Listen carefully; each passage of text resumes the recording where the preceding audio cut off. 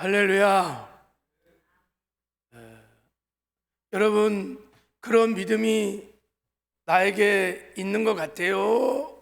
없는 것 같아요? 나는 100% 하나님 말씀을 지켜 행할 수 있다, 그런 믿음이 있어요? 네. 오늘 그 믿음이 회복되기를 주님의 이름으로 축복합니다. 우리가 이 땅에 사는 동안에 하나님의 말씀대로 살지 없다면, 하나님을 지켜 행하는 의의 삶을 살지 못한다면 굉장히 심각한 문제가 벌어집니다. 그러므로 우리가 주 안에서 거듭난 모든 그리스도인들은 반드시 하나님 말씀대로 살 수 있습니다. 말씀을 지켜 행하는 의의 삶을 모든 그리스도인들은 다 그렇게 살아낼 수 있습니다. 할렐루야. 우리가 그렇게 살아낼 수 있는 하나님이 우리에게 가르쳐준 완전한 조치, 그 방법을 잘 모르고 또 모를 뿐만 아니라 부단히 경건의 연습을 하지 않았기 때문에 우리가 불순종 가운데 사는 것이지, 우리가 하나님의 말씀을 지켜가는 법을 깨닫고 경건의 연습을 부단히 하면 여러분이 거듭난 그리스도인들은 다 하나님의 말씀을 지켜 행하는 의의 삶을 살 수 있습니다.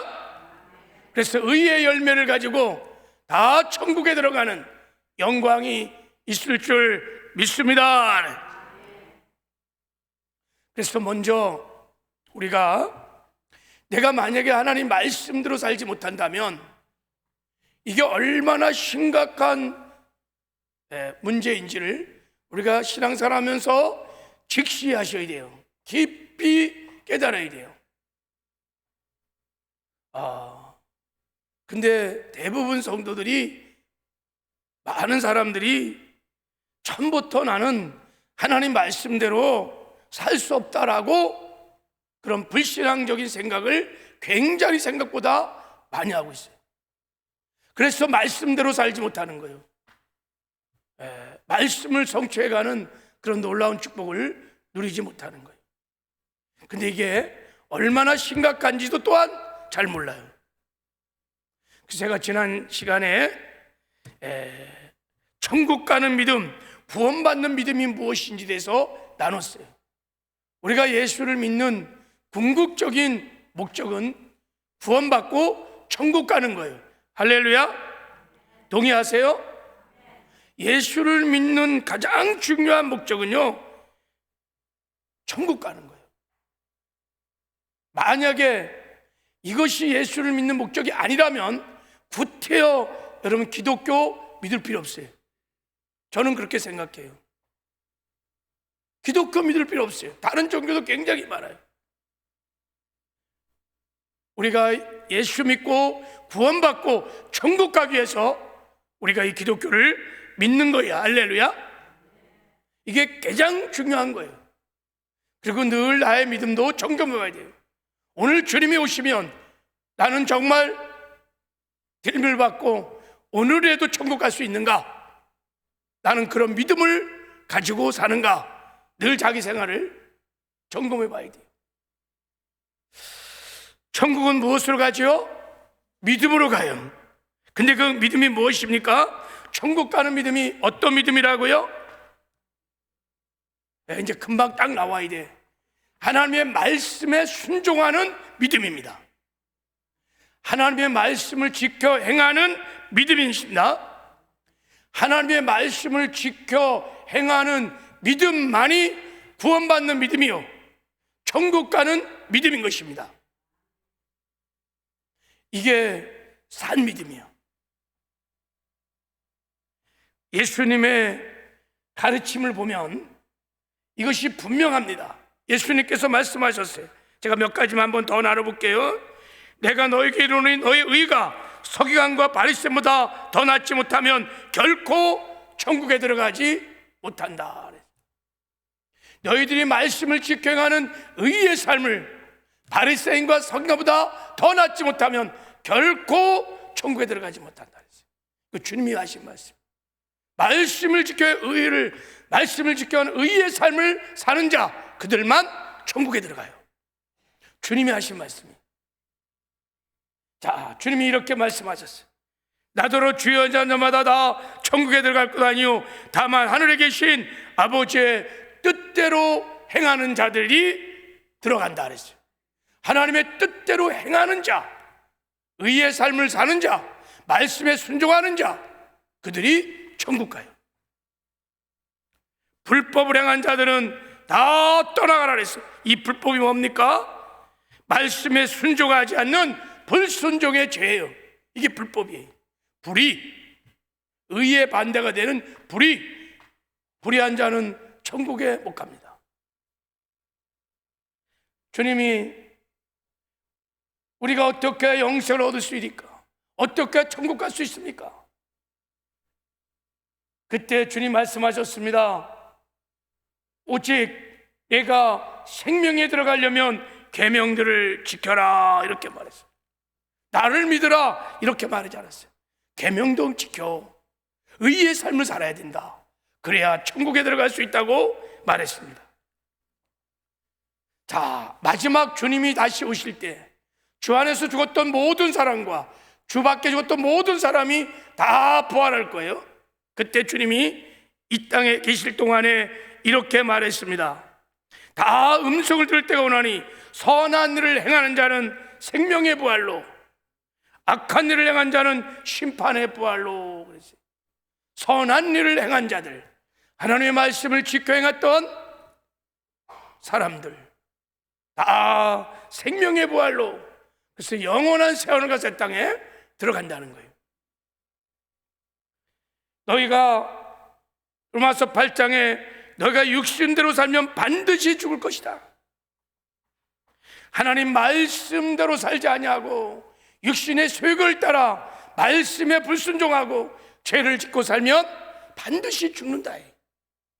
이거 예수 믿는 성도에게 한 말이에요. 그러나 영으로 몸의 행실을 죽이면 살 것이다. 주님 말씀하셨어요. 계속해서 고린도전서 6장에 보면 불의한 자는 절대 하나님의 나라를 위협으로 받을 수 없어요.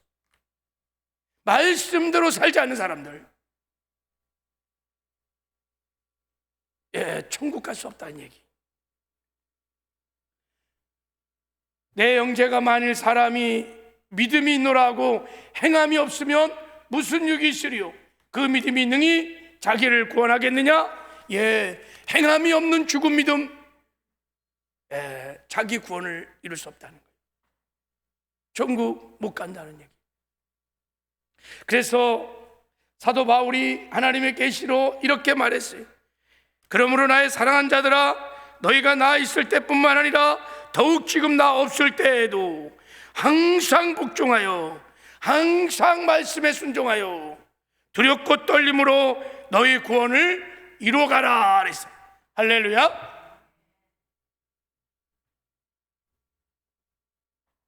여러분, 이런 말들을 쭉, 특별히 사복음서에 주님이 구원과 관련된 말씀들을 쭉 묵상해 보면 하나님 말씀대로 살 때 천국에 갈 수 있다는 거예요. 그러니까 말씀도 살지 않으면 천국에 들어갈 수 없다는 거예요.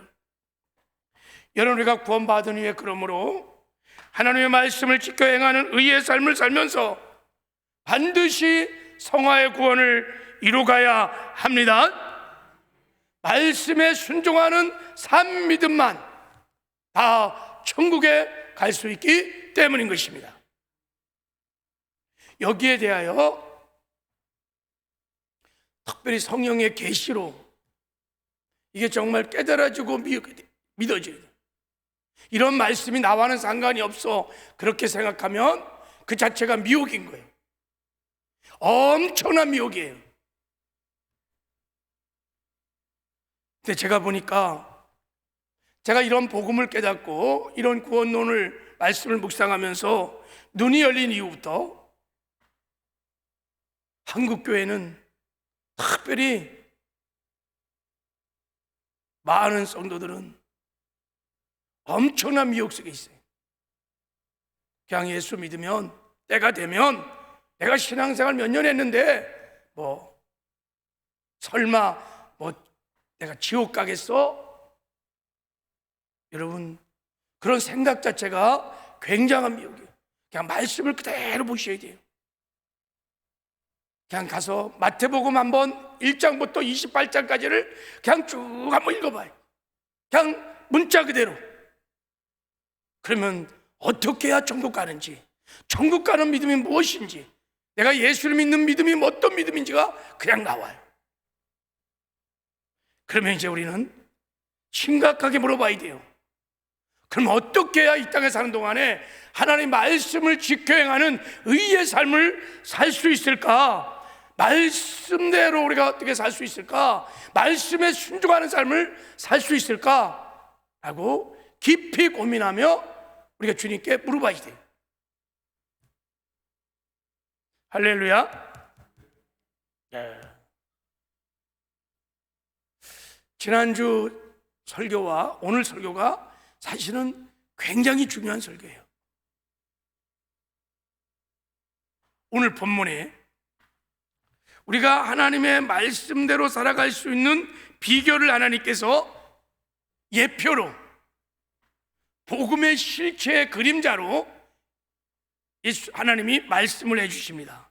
오늘 본문은 하나님께서 십계명을 가르쳐 준 다음에 너희들 이제부터 십계명을 포함한 내가 시내산에서 너와 언약을 맺은 이후에 그 계명을 따라 이제부터 살아야 된다, 이렇게 말했습니다. 십계명을 따라 살면 너희들이 내가 준비한 최고의 복을 누리며 살 것이다. 그리고 광야를 지나서 마침내 약속의 땅 가나안에 너희가 들어가게 될 것이다. 그러나 만약에 시내산과 시내에서 노아들과 맺었던 십계명을 포함한 이 계명들을 너희가 지키지 않고 죄를 짓게 된다면 광야에서도 승리할 수 없고, 그리고 약속의 땅도 들어갈 수 없다. 근데 이스라엘 백성은 어땠을까요? 지켰을까요? 안 지켰을까요? 출애굽 1세들은요 다 멸망당했어요. 안 지켰어요. 우상 숭배했어요. 1, 2계명 다 어겼어요. 간음했어요. 7계명 다 어겼어요. 탐심 속에 빠져서 원망하고 불평하고 하나님 시험하고 3계명 4계명 다 어겼어요. 광야 1세대는 다 멸망당했어요. 여호수아와 갈렙만 빼놓고 다 멸망당했어요. 그래서 하나님께서 이 계명을 주시면서 오늘 어떻게 하면 계명을 지킬 수 있는지, 그 비밀을, 계명을 지키는 능력을 알려주셨어.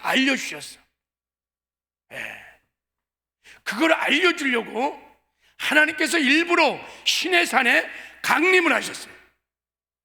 그걸 알려주려고 시내산에 직접 강림하셔서 십계명을 포함한 율법의 계명을 하나님이 가르쳐 주셨어요. 그렇게 안 해도 될 텐데 강림을 하셨어요. 그러니까 하나님께서 직접 시내산에 강림하니까 막 사람들이 그 주님의 강림 임재를 막 보면서 막 떨리기, 두려워, 떨림이 막 시작했어요. 경외함이에요. 공포가 아니라 하나님의 임재가 임할 때 사람은 다 두렵고 떨리는 경외함이 생겼어요. 그래서 이 백성들이 모세에게 막 갔어요. 모세요, 하나님 우리에게 말씀하지 말게 하소서. 당신을 통해서 듣겠나이다. 당신을 통해 듣겠으니 우리에게 그런 식으로 말하지 말게 하소서 그랬어요. 그때 모세가 왜 하나님이 이런 식으로 계명을 주시는지, 십계명을 주셨는지를 설명하는 것이 20절 내용이에요. 자, 20절을 한번 읽어보겠습니다. 시작. 모세가 백성이 이르되 두려워하지 말라. 하나님이 임하심은 너희를 시험하고 너희로 경외하여 범죄하지 않게 하려 하심이라. 하나님이 시내산에 강림하신 것은, 그래서 말씀을 주신 것은 너희로 하여금 시험, 그리고 경외함을 얻게 해서 범죄하지 않게 하려 함이라 그랬어요. 그러니까 하나님을 경외하게 되면 하나님 말씀을 직행함으로 범죄하지 않는다는 거예요. 반대로 하나님을 경외하지 않으면 하나님 말씀을 우습게 여기고 하나님 말씀에 순종하지 않고 범죄하게 된다는 거예요. 그러니까 너희들에게 경외함을 주기 위해서 하나님이 시내산에 강림하셨다는 거예요. 여기서 이제 우리가 중요한 진리를 하나 깨닫게 되는 것은 하나님을 경외하는 자는 하나님 말씀을 지켜 행할 수 있다는 것입니다. 우리 마음에 하나님에 대한 경외함이 깊어지면 깊어질수록 하나님의 말씀을 지켜야 한다는 거예요. 내 마음에 하나님에 대한 경외함이 없으면 하나님의 말씀을 지켜 행하지 않는다는 거예요. 순종하지 못한다는 거예요. 정말 성경에서 하나님께 그래도 순종했던 사람들을 쭉 보면 다 하나님을 경외하는 사람들이었어. 그래서 하나님 말씀에 순종해요. 하나님 말씀에 떨어요. 그 경외함 때문에 그들이 순종하는 삶을 살았습니다. 성경에 많은 사람들이, 노아도 그 엄청난 100년에 걸쳐서 방주를 짓는 순종을 할 수 있었던 것은 노아가 하나님을 경외함으로 순종을 했다는 거예요. 자, 신명기 6장 2절에도 너와 내 아들과 내 손자들이 평생에 내 하나님 여호와를 경외하며 내가 너에게 명한 그 모든 규례와 명령을 지키게 하기 위한 것이며 그랬어요. 자, 시편 110편 마지막 거 끝에 한번 읽어볼까요? 자, 시작. 할렐루야. 여호와를 경외하며 계명을 크게 즐거워한 자는 복이 있도다. 하나님을 막 경외하는 사람들은 그 계명을 크게 즐거워하면서 순종해요. 하나님 말씀을 억지로 마지못해서 순종하는 것이 아니라 기쁨으로 즐거움으로 말씀에 순종하는, 그냥 말씀을 지켜 행하는 것이 되어지는 거예요. 뭐 때문에요? 경외함이 있기 때문에.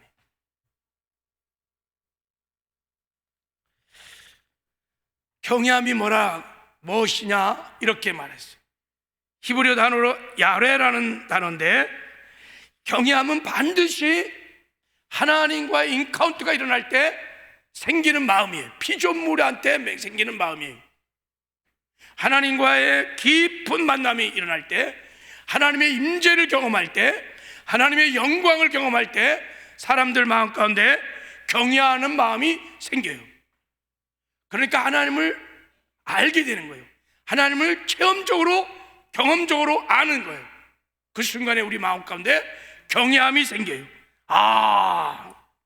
하나님이 이런 분이시구나. 그래서 하나님을 존중하고 하나님을 공경하고 하나님을 소중히 여기면서 참으로 두렵고 떨림으로 하나님을 아바드 섬기려고 하는 마음이 경외함이에요. 그러니까 경외함은 어디서 배울 수 있는 게 아니에요. 신앙생활을 한다고 경외함을 배우는 것이 아니에요. 하나님과의 인카운트가 일어나야, 하나님과의 만남이 일어나야 거기서 경외함을 알게 된다는 거예요. 그러니까 하나님 임재 깊은 곳에 들어간 사람들, 지성소 셰카인의 영광 깊은 곳에 들어간 사람들은 하나님을 경외하게 돼 있어요. 늘 성전 뜰에만 밟고 하나님의 임재를 경험해 본 적이 없어. 그러면 신앙생활을 아무리 해도 경외함이 없어요. 그러니까 말씀을 굉장히 가볍게 여기고 우습게 여기고 순종을 안 해요. 경외하는 사람들의 세 가지 특징이, 성경을 보면 세 가지 특징이 뭐냐면, 경외하는 사람들은 하나님을 내 인생의 주군으로 다 모셔요. 마음에 하나님 보좌에 내 마음에 1번이 있어요. Only one. 이것도 믿고 저것도 믿고 하나님도 믿고 그런 믿음이 아니라 오직 상천하지의 유일하신 하나님 한 분만을 내 마음의 보좌에 1번으로 모신 분이야. 우상이 없어요. 일계명을 철저히 지키가는 사람들이 하나님을 만나고 나면 하나님과 나 사이에 다른 어떤 것들, 하나님을 더 의지하고 하나님을 더 사랑하는 그 어떤 것이 없어요. 하나님을 경외하는 자들의 특징은 첫째, 우상이 없어요. 그리고 하나님만 전폭주로 의지하고 사랑하고 바라봅니다. 그리고 언제나 하나님의 임재 앞에서 삽니다. 눈에는 보이지 않지만 마치 하나님을 보는 것처럼 고람되고 면전의식이 굉장히 강합니다. 여러분, 요셉이 하나님을 경외하는 자입니다. 요셉이 가는 곳마다 하나님이 언제나 함께 하심으로 형통했다고 성경은 말해요. 요셉은요, 하나님이 보이질 않지만 어떤 곳에 어떤 처지에 있을지라도 늘 하나님의 임재를 의식하면서 마치 눈에 보이는 분처럼 그렇게 면전의식을 살았어요. 그러니까 보디발 아내가 요셉을 꼬실 때요, 내가 하나님 앞에서 어찌 이리 큰 죄를 지으리오.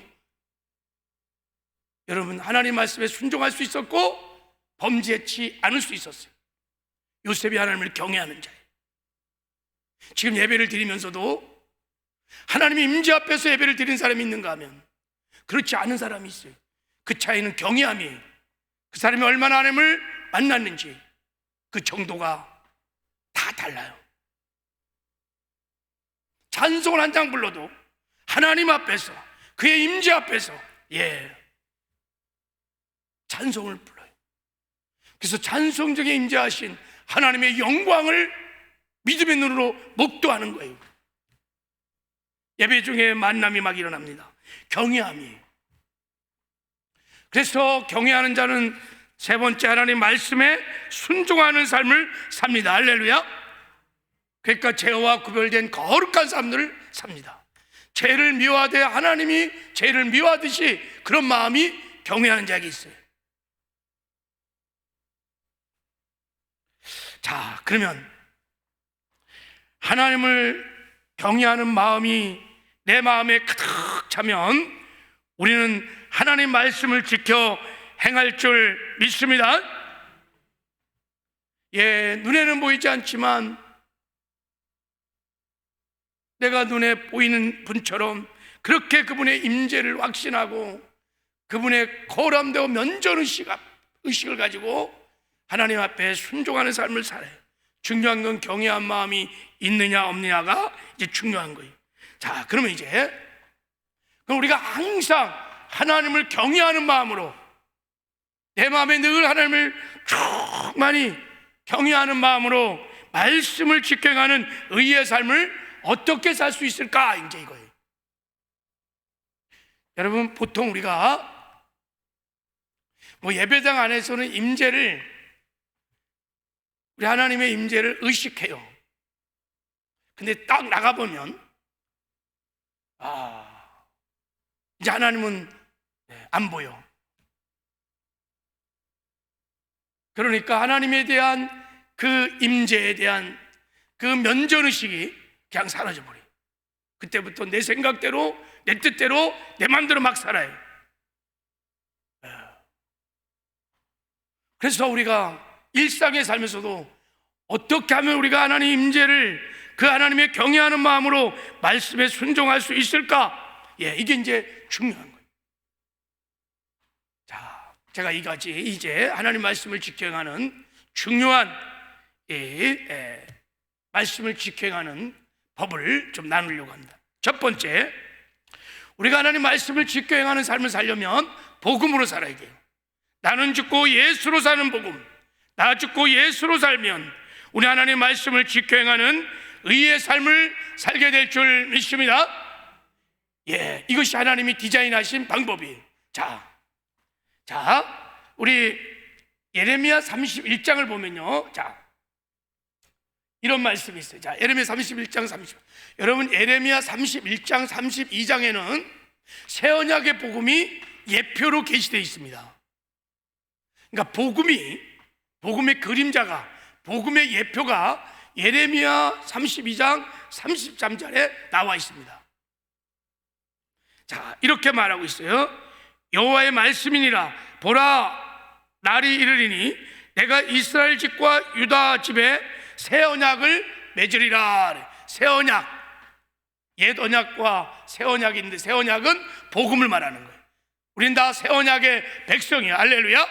예수 피로 언약을 맺은 새 언약의 백성들이. 자, 이 새 언약을 이렇게 설명했어요. 자, 40절 이걸 같이 한번 읽어보겠습니다. 시작. 내가 그들에게 복을 주기 위하여 그들을 떠나지 아니하리라는 영원한 언약을 그들에게 세우고 나를 경외함을 그들의 마음에 두어 나를 떠나지 않게 하고 그랬어요. 자, 여기 보면 복을 주시는데 어떤 복을 주냐면 그들을 떠나지 아니하리라 하는 영원한 언약을 그들에게 세우겠다. 이 영원한 언약이 새 언약이에요. 자, 그들을 떠나지 않겠다. 내가 너희들과 함께하는 임마누엘의 언약을 맺겠다는 거예요. 이 언약을 맺으면 이 새 언약의 백성들은 어떤 일을 하느냐? 나를 경외함을 그들의 마음에 두시겠다는 거예요. 자, 하나님을 경외하는 마음이 우리 마음속에 새 언약의 백성들의 마음에 들어온다는 거예요. 야, 그러면요, 경외함이 내 마음에 있으면요 말씀을 지키죠. 할렐루야.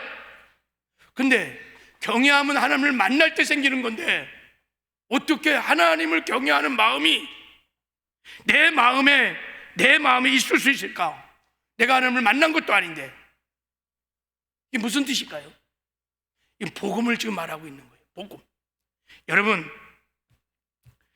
이제는 새 언약의 백성들 가운데 하나님이 직접 우리 마음에 오셔서 우리와 함께 사신다는 거예요. 할렐루야. 보라, 처녀가 잉태의 아들을 낳을 것이요 그 이름을 임마누엘이라 하리라. 이를 번역한즉 하나님이 우리와 함께 하심이니라. 예수님이 이 땅에 오실 때 목적이 한 가지가 있었어요. 우리와 함께 임마누엘 하기 위해서 오신 것입니다. 할렐루야. 우리 가운데 오셔서 우리와 함께 영원히 살기 위해서 우리에게 제3의 은혜를 베풀어 주셨어요. 그리고 영생을 주셨어요. 그리고 우리를 새로운 피조물 새 사람으로 새롭게 창조해 주셨습니다. 그리고 새 사람을 성전 삼고 주의 성령 오셔서 우리와 지금 함께 하십니다. 새 언약의 복음이 내가 그리스도와 함께 십자가 못 박혀 죽었나니 그런즉 이제 내가 산 것 아니요 내 안에 그리스도가 사시는 것이니라. 할렐루야. 그러므로 이제 이 복음을 정말 믿는 사람들은 내 안에 주님이 계신다는 것을 믿고 언제나 어디서나 그 주님을 바라보는 거예요.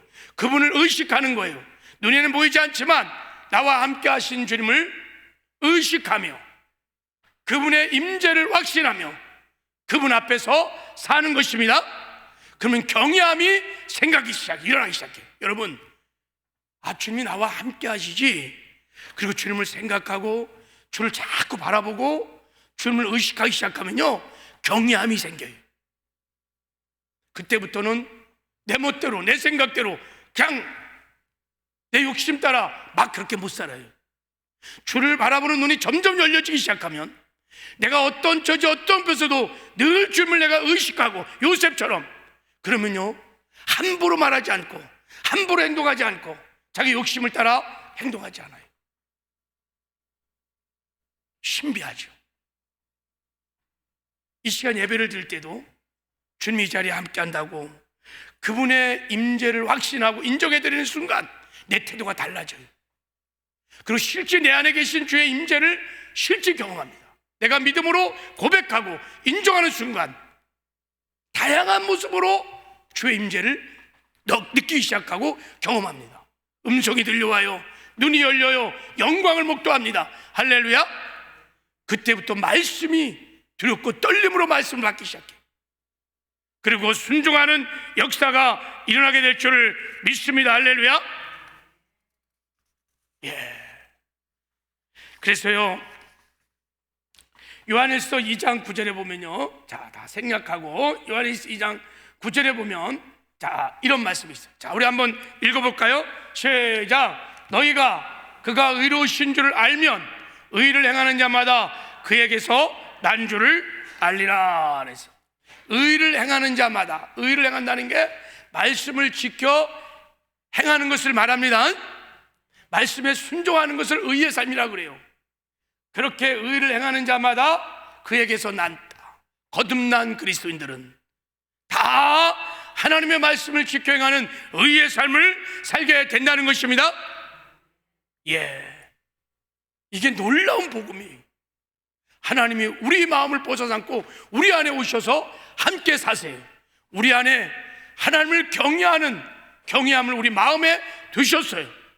우리가 이걸 인정하고 그 주님을 바라보는 순간, 믿음의 눈을 열어 그 주님을 바라보는 순간 우리는 하나님을 경외하기 시작하고, 그리고 하나님 말씀대로 살아가는 의의 삶을 살게 될 줄을 믿습니다. 여러분이 부단히 연습을 하셔야 돼요. 나 혼자 있을 때, 아무도 보지 않는 그곳에서도, 어떤 처지 어떤 곳에서도 하나님이 나와 함께 하신다는 임마누엘 복음을 확실히 믿고 믿음의 눈을 열어 바라보셔야 돼요. 눈에 보이지 않고 귀에 들리지 않고 손에 만짐받지 않아도 마치 보는 것처럼 듣는 것처럼 만지는 것처럼 확실하게 살아계신 주님, 그 주님을 인정하고 그분의 면전 앞에서 사시면 여러분, 우리 안에 경외함이 불을 듯 계속해서 일어나기 시작합니다. 할렐루야. 그러면 경외하면 경외할수록 우리가 하나님 말씀을 지켜 행하게 될 줄을 믿습니다. 이 연습을 여러분 계속 하셔야 돼요. 경외함이 깊어지면 깊어질수록 이제부터는 여러분 그냥 내 마음대로 내 생각대로 막 그렇게 하지 않아요. 말씀을 따라 살기 시작합니다. 할렐루야. 자, 두 번째, 중요한 이제 말씀도 살아가려면, 자, 우리가 성령 충만해서 성령으로 말씀이 믿음이 되게 하셔야 돼요. 이제부터. 자, 무슨 말씀이냐면 하나님께서 우리를 말씀을 지켜 행할 수 있도록 거듭난 새 사람들에게 성령을 보내주셨습니다. 성령을 보혜사라고 합니다. 우리를 돕는 분인데, 자, 요한복음 14장 26절에 보면 보혜사 성령께서 오셔서 하나님 말씀을 가르치고 생각나게 하시고 말씀대로 살도록 성령이 도와주십니다. 그래서 성령을 진리의 영이라 그래요. 지금 우리가 하나님 말씀을 지켜 행할 수 있도록 성령이 도와주신다는 거예요. 어떻게 도와주시냐? 자, 말씀을 보면, 자, 계시록 36장 27절, 이게 새 언약의 복음인데, 자, 한번 읽겠습니다. 시작. 새 영을 너에게 속에 두어 너희로 내 율례를 행하게 하리니 너희가 내 규례를 지켜 행할지니라. 그래서 하나님 우리 마음에 성령을 너희 속에 두셔서 내 율례를 행하게 한다. 말씀을 지켜 행하도록 하신다는 거예요. 할렐루야. 여러분, 새 언약의 복음의 핵심이 뭐냐면 성령을 주시는 거예요. 우리에게 생명을 주시고 예수님께서 성령을 통해서 우리 안에 오시는 거예요. 이게 새 언약의 핵심입니다. 왜 성령을 주셨냐면, 뭐 여러 가지 우리를 보혜사 돕는 일들이 많이 있는데 그 중에 하나가 뭐냐면 우리가 말씀을 지켜 행하기 위해서 성령을 보내주셨습니다. 자, 어떻게 성령께서 우리에게 말씀을 지켜 행하게 하느냐 하면, 자, 예레미야 31장 33절 한번 읽겠습니다. 시작. 그러나 그날 후에 내가 이스라엘 집과 맺은 언약은 이러하리니 곧 내가 나의 법을 그들 속에 두며 그들의 마음에 기록하여 나는 그들의 하나님이 되고 그들은 내 백성이 될 것이라 여호와의 말씀이니라 그랬어요. 자, 새 언약은 뭐냐면 나의 법을, 하나님의 말씀을 그들의 속에 두며 그들의 마음에 기록해버린다는 거예요. 그래서 말씀을 지키게 한다는 거예요. 옛 언약은요, 모세가 시내에서 받았어요. 그래갖고 돌판에 새겨서 돌판에 새겨갖고 사람이 가르치는 거예요. 이게 옛 언약이에요. 근데 새 언약은 그렇게 하지 않는다는 거예요. 하나님께서 직접 우리 마음판에 하나님의 말씀을 새긴다는 거예요. 그래서 말씀을 지키게 한다는 거예요. 누가 우리 마음판에 하나님의 말씀을 새길까? 성령께서. 할렐루야. 성령께서 오셔서 하나님의 말씀을 우리 마음판에 새겨 주십니다. 할렐루야. 왜요? 말씀을 지켜 행할 수 있도록. 그러니까 하나님의 말씀을 마음에 새겨준다는 뜻은 무슨 뜻이냐면 말씀이 믿음이 되게 하신다는 거예요. 로고스의 말씀이 성령으로 인하여 우리에게 레마의 말씀이 된다는 거예요. 이 말씀이 나에게 믿음이 되도록 성령께서 역사하신다는 거예요. 자, 지금 막 선포되는 말씀이 성령이 막 역사하셔서 여러분 마음판에 막 새기기 시작하면 말씀이 믿음이 되게 하신다는 거예요. 할렐루야. 누가? 성령께서. 말씀이 믿음이 되면 사람은요 행동하기 시작합니다. 말씀이 믿음되면 순종하기 시작합니다. 할렐루야. 사람은 자기가 믿는 만큼만 행합니다. 그래서 행함이 없는 믿음은 죽은 거예요. 내 삶을 움직일 수 없는 믿음, 그거 죽은 거예요. 그냥 머리로 내가 아는 거고 내 지식이에요. 믿음은요 나를 움직입니다. 내가 움직이는 만큼만 진짜 믿는 거예요. 그래서 말씀이 믿음이 돼야 우리가 말씀대로 살 수 있어요. 그 일을 누가 하느냐? 하나님께서 성령을 보내주셔서 성령께서 로고스의 말씀이 레마의 말씀이 되게 하시고 말씀이 믿음이 되는 은혜를 베풀어 주시는 줄 믿습니다. 우리가 그동안 얼마나 많은 설교를 들었어요. 얼마나 많은 성경을 읽었습니까? 성경에 있는 지식이 얼마나 많습니까? 그런데 우리는 말씀대로 우리가 주워 들은 성경의 지식만큼 살지 못해요. 변화가 없어요. 왜 그럴까? 가장 중요한 일을 히브리서 기자는 이렇게 말했어요. 그들과 같이 우리도 복음 전함을 받은 자이나 들은 바 그 말씀이 그들에게 유익하지 못한 것은 듣는 자가 믿음과 결부시키지 아니함이라 그랬어요. 하나님의 말씀을 그렇게 많이 들었는데도 아무 유익이 없다는 거예요. 그렇게 은혜로운 설교들 어마어마하게 들었는데도 그 설교가 나의 삶을 요것만부터 변화시키지 못하는 아무 유익이 없었다는 거예요. 순종하지 못했다는 거예요. 그러니까 아무 유익이 없었다는 거예요. 그렇게 설교를 해도 그 약속의 말씀을 성취하여 복을 누리는 사람들이 없다는 거예요. 왜 순종하지 못해서? 순종하지 못했었다는 거예요. 왜 그랬을까요? 믿음으로 결부시키지 못했다는 거예요. 무슨 말입니까? 들은 말씀이 믿음이 되지 못했다는 거예요. 들은 말씀이 믿음이 되지 못했다는 거예요. 그냥 머리로만 들어간 거예요. 성령께서 선포되는 지금 이 케르그마 말씀을 내가 막 사모하고 갈망할 때 우리의 심령에 새겨서 믿음이 되게 하는, 내가 아멘 아멘 아멘 하고 화답할 때 이 케르그마 말씀이 믿음이 되게 하는 성령의 역사가 있으면 반드시 우리는 들은 말씀대로 살게 될 줄을 믿습니다. 지금 마지막 때 가르친 자도 많고 성경의 계시도 깊고 성경 지식이 막 홍수처럼 범람, 인터넷을 들면 막 말씀이 막 쏟아져 나옵니다. 그런데도 사람들이요 여전히 말씀에 갈급하고 좋은 말씀들로 다니고 삶은 하나도 변화되지 않고 실천도 않고 순종도 않고. 왜요? 다 지식인 거예요.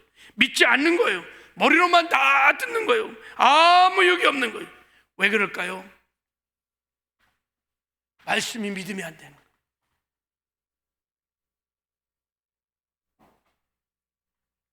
여러분, 하나님의 말씀이 깨달아지게 하시고 믿음이 되게 하는 것은 보혜사 성령의 역사인 줄 믿습니다. 그러면 여러분, 우리가 기도하셔야 돼요. 내가 정말 말씀으로 살기로 한다면 기도해서 성령의 충만함을 구하시기 바랍니다. 성령 안에서 말씀도 듣고 성령 안에서 여러분 말씀도 읽고 성령 안에서 묵상을 하시기 바랍니다.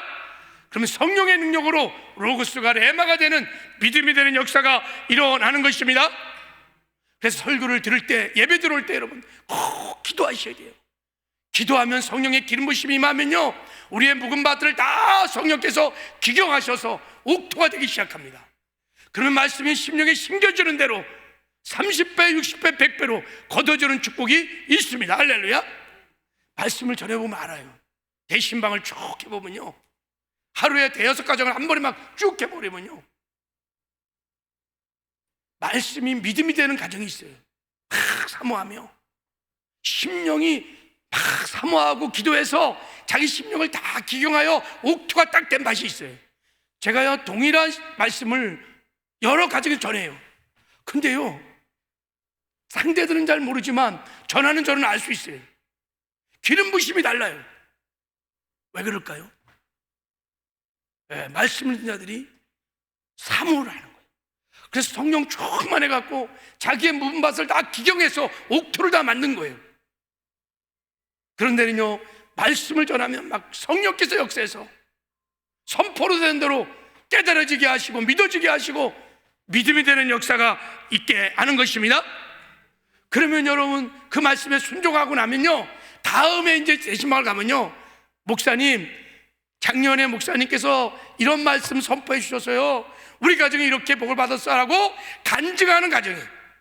근데요, 그냥 또 한 번에 그냥 신방 그냥 받은 사람들은요, 믿음이 안 되는 거예요. 그 순간은 은혜가 될지 모르지만, 그래서 열매가 없어요. 여러분, 이제부터 말씀을 들을 때, 읽을 때 성령 안에서 읽고 성령 안에서 들으시기 바랍니다. 그리고 성령께서 믿음으로, 로고스를 믿음으로 바꿔줄 때는 바로 여러분 순종하시기 바랍니다.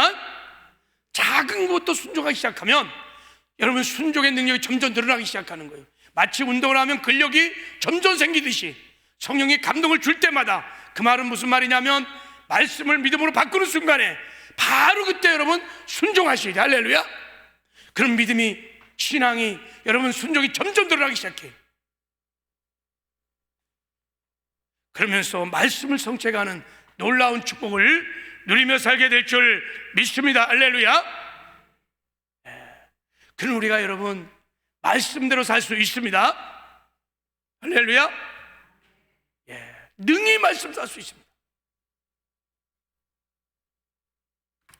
우리 한 가지만 잠깐 더 나누겠습니다. 첫 번째, 세 번째는 여러분이 육신의 소욕과 싸워 이겨야 합니다. 거듭난 그리스도인들이 말씀대로 살려면 영적 전쟁을 날마다 해야 합니다. 나의 육신과 싸워야 합니다. 반드시 싸우면 이길 수 있고, 이기면 우리가 말씀대로 살 수 있습니다. 자, 왜 육신과 우리가 싸워야 되느냐면, 자, 거듭난 새 사람이 우리의 육신의 몸 안에 삽니다. 그리고 거듭난 새 사람이 육신의 몸 안에 사는데, 그 몸 안에는 무엇이 있냐면 죄가 있습니다. 죄. 하나님의 말씀에 불순종하는 죄가 있어요. 죄성이 있습니다. 이걸 우리는 육체적 소욕이다, 육의 생각이다, 이렇게 말해요. 자, 사도 바울이, 자, 로마서 7장이 여러분이 이해가 돼야 돼요. 자, 로마 7장이 이렇게 말했어요. 이제는 그것을 행하는 자가 내가 아니요 내 속에 거하는 죄니라. 그래서 그것을 행하는 것, 불순종하고 죄 짓는 것, 내가 아니요 내 속에 거하는 죄다. 그래서 내 육신의 몸 안에 죄가 있다, 내가 아닌 죄가 있다는 거예요. 그 죄성이 있다는 거예요. 그래서 내가 죄를 짓고 불순종하는 것, 그건 내가 아니라는 거예요. 내 새 사람이 그러는 것이 아니라 내 속에 내가 아닌 죄가 그렇게 한다는 거예요. 여러분, 이거를 여러분이 깨달아야 돼요. 그래야 이제 나한테 올라오는 육신의 소욕들을 빨리 분리하여 제거할 수 있습니다. 이 로마서 7장의 복음을 이해 못하면 계속해서 육신의 소욕이 당해요. 여러분, 육신의 소욕, 육신의 생각은요, 특징이 하나가 뭐냐면 7절 보세요. 육신의 생각은 하나님과 원수가 되나니 이는 하나님 법에 굴복하지 않을 뿐 아니라 할 수도 없어요. 내가 이제요, 오늘 수요예배 가야지, 하나님 뜻이에요. 근데요, 막 육신의 소욕이 막 올라오는 거야. 야, 오늘 내 새벽 예배도 있고, 야, 그냥 오늘 또 날씨도 이렇게 구질구질하고, 육신의 소욕이 쫙 올랐어. 그건 내 생각이 아니에요. 내 속에 거하는 죄예요. 그걸 딱 분별해서 대적하면 떠나는데, 그 생각을 내 거로 딱 받아들이는 순간부터 여러분, 예배 자리 못 나오고, 기도 자리 못 나오고, 은혜 자리 못 나가고. 그래서 반드시 우리는 육신의 소욕과 거듭나는 순간 싸워야 됩니다. 할렐루야. 여러분, 우리가 말씀에 순종하려고 그러면 저절로 되는 게 아니에요. 반대급부에서 내 속에 거하는 죄가 말씀에 불순종하지 못하도록 계속해서 대적하고 붙듭니다. 그럼 우리가 싸워 이겨야 될 줄 믿습니다. 자, 우리가 하나님 말씀을 통하여 하나님이 사랑하라, 용서하라 그랬어요. 그래서 성령님이 마음에 용서할 사람이 기억이 탁 나는 거예요. 사랑한 딸아, 아들아, 그 사람 용서해. 내가 너 용서한 것처럼 용서하거라. 성령의 소욕이 탁 나에게 몰려왔어요. 네, 주님, 그 용서를 하려고 마음을 딱 먹었어요. 근데 한쪽 급부에서 내 안에 내가 아닌 죄, 그 죄성, 육신의 소욕이 막 올라오기 시작하는 거예요. 그러면서 아픈 상처도 막 생각나고, 억울했던 마음도 생각나고, 자존심도 막 일어나고, 난 절대 용서 못해. 여러분, 그때 싸워야 합니다.